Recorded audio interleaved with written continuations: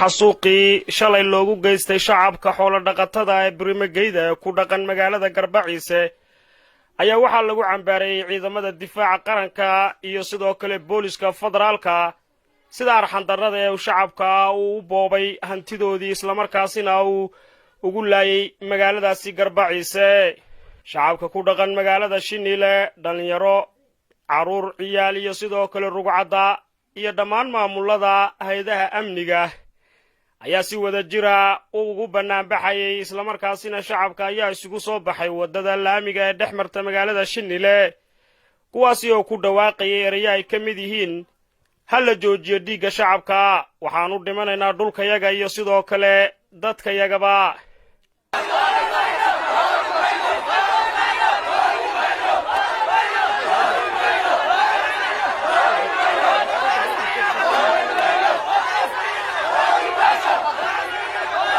waxayna shacabkaasi banaanbaxay ay si nabadgelyaha ay ugu muujinayaan dareenkooda ku aadan inay ka xun yihiin ciidamada difaaca qaranka iyo sidoo kale kuwa boolis federaalka lagu sheego markaasina la joojiyo dhiigooga hantidoodana loo celiyo. qaar ka mid ah odayaal dhaqameedka gobolka City iyo dhalinyarada iyo dadkan banaanbaxaya iyo hooyooyinkaba ayaa noo cabiraya dareenkooda ku aadan banaanbaxan. marka koobaad magacayga waxa la yiraahdaa Xaaji Muuse Meygaag waxaan ahay duqeytida gobolka City gaar ahaan degmada Shinile. waxaan ku muujinayaa dareenkayga dhibaatadii dhacday. marka koobaad waxaan leeyahay dadkii bisha 10aad 8deedii iyo 9keedii 19keedii iyo 18keedii lagu xasuuqay magaalada Garbaciise. waxaan leeyahay naxariis janna Allah ka waraabiyo. jannadii Allah geeyo. gacan ka daran baa dishay. ilaahay jannadii firdaws Allah geeyo. waxay ku dhinteen geesinimo. siijeed kuma dhiman. dalkoodii bayna u dhinteen. waana taariikhii lagu yaqaanay gobolka City. lagu yaqaanay way ayay ku dhinteen Allah u naxariisto. qaraabadii oo anagu ku jirno. gebiga iyagu qaraabaan wada hayn waa dadka iyagii. qaraabadii ay ka geeriyoodna samir ibn Allah ka siiyo. iyagana jannada firdaws Allah geeyo. inta ay waa tacsiyo siiraanyada waxaan dirayo. talabaad waxaan muujinaynaa dareenka iyaga ciidamada qaranka Itoobiya. ciidamadii qaranka Itoobiya federal booliska marka kalayaha ciidankii loogu talagalay dalka inay cadawga ka difaacaan.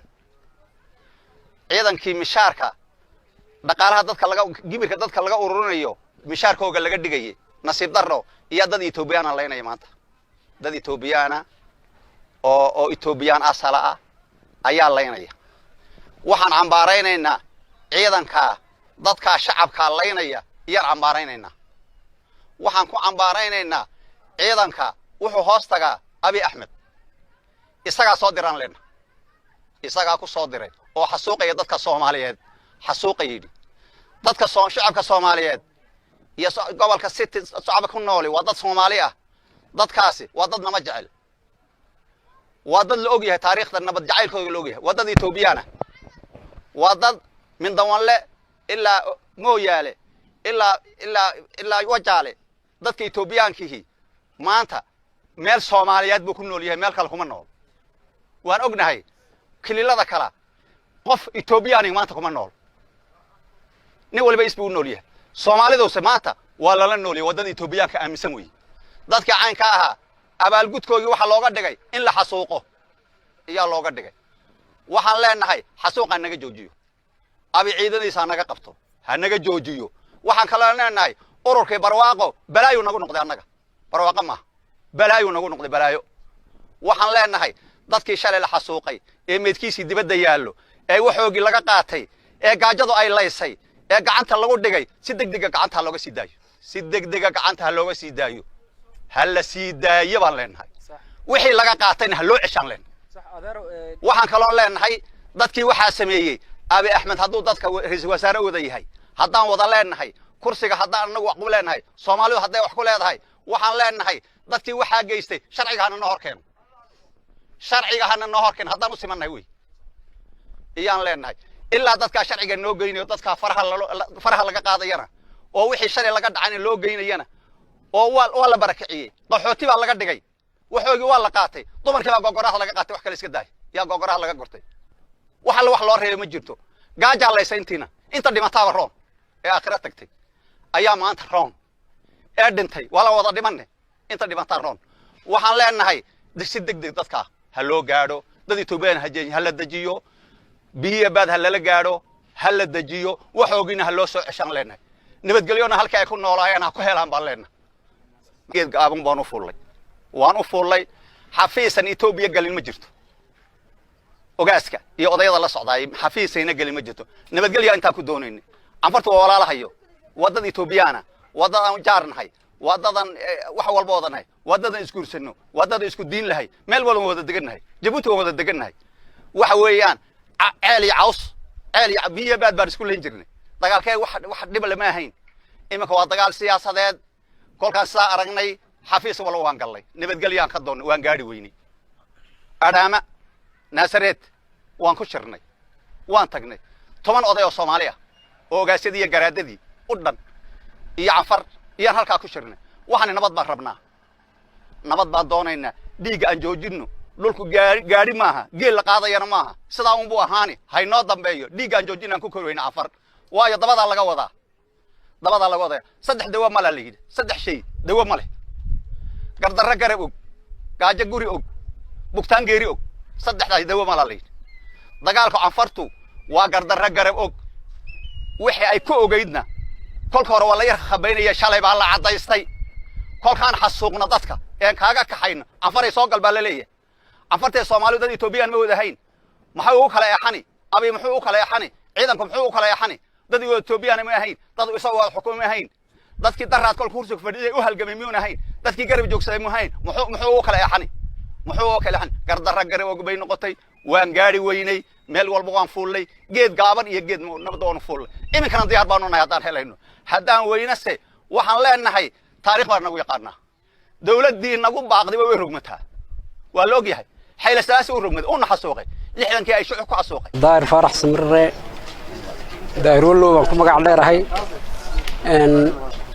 gudoomiyaha barbaarta gobolka City waxa maanta magacayga daahir farax samirre daahir wallow ahna gudoomiyaha barbaarta gobolka City waxaan maanta ujeedada shacab weynaha gobolka City ee xarunta gobolka City dhammaan sagaalka degmada gobolka City looga banaan baxay wax weey si loo muujiyo xasuuqii ka dhacay magaalada Garbaciise shalay taariikhdu markay ahayd ay u geysteen ciidanka Federal Police-ka iyo ciidanka Makalakayaaga ee Misraaq East qaybta Awaash ay u geysteen dadka oo dad rayada oo shacaba kulayay ku jirdilay barakiciyay magaaladoodii ka soo saaray taas ay walina ay ujeedada ka dambeysay tahay dadka Soomaaliyeed ee galbeedka City ku nool gaar ahaan sida Cadeyti Cundufo dan la helay Garbaciise iyo Madanaba in jiida galbeedka City in dadka Soomaalida laga soo riixo loona balneeyo dawlad deegaanka Canfarta waxa weey ujeedada guud ee shacabka gobolka City u soo baxeen ay ka muujinayaan ay ka dhiidhiyeen ee sagaalka degmada gobolka City ay saaka iyo ismaamulka Dirrababa ay u muujinayaan si ay ugu damqadaan xasuuqana looga joojiyo dadka shacabka ay u geysanayaan ciidanka qaranka waxa kale oo ummadda Soomaaliyeed ee dawlad deegaanka Soomaalida ku nool iyo cid kasta oo damiir leh oo Itoobiyaanimada damqayso waxaan cambaaraynaynaa ciidanka qaranka iyo ciidanka Federal Police-ka ee Misraaq East qaybta Awaash ee dulmiga u geysanaysa dadka rayadka ee dhibaatada ku wada xoolo dhaqatada ku nool galbeedka City waxaan kaloon cambaaraynaynaa dadka dawlad deegaanka Canfarta ee si dadban ee dagaal dhaqaale ku haya dadka galbeedka City waxaan u dhiidhinaynaa haddaan nahay shacabka gobolka City haddaan nahay shacabka dawlad deegaanka Soomaalida in ay dadka galbeedka City taaka inta leego dhula ma ogolaanayna in cid kale oo shisheeya inay qaadato waxaan ku dhimanaynaa oo u huraynaa nafteeda in aan hiyo hooba shacabka galbeedka City aan la garab joogsano waxaan u baaqaynaa shacabka dawlad deegaanka Soomaalida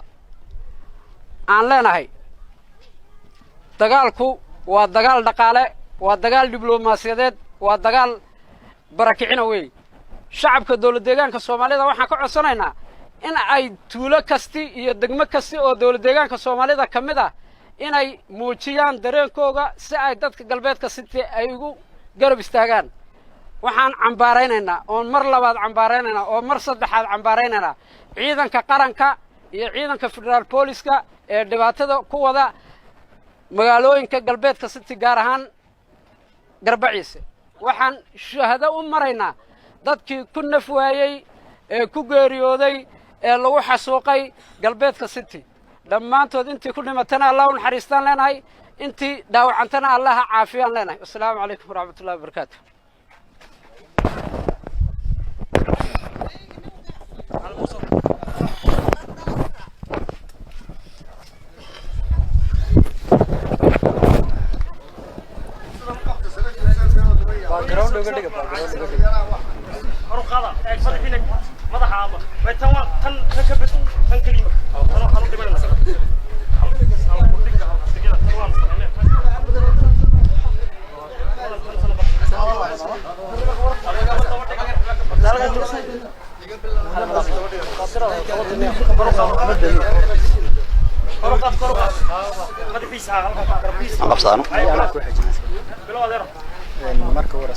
guud ahaan banaanbaxan saaka ka qabsoomay xarunta maamulka gobolka City ee magaalada Shinile ayaa waxaa shacabku ay si xaldaaf ugu soo bixeen iyagoo gaadhay wadada isku xidha Jabuuti ilaa Diridhabe ee martaa xaafadda Shinile qaagaar xaafadda Toome kuwaasi oo halkaasi gawaadhidii iyo wadooyinkiiba shacabku ay ku xidheen isla markaasina sheegay in ilaa iyo inta xal loo helayo ee la joojinayo dhiigga shacabka haba yaraatee ayna joojin doonin banaanbaxan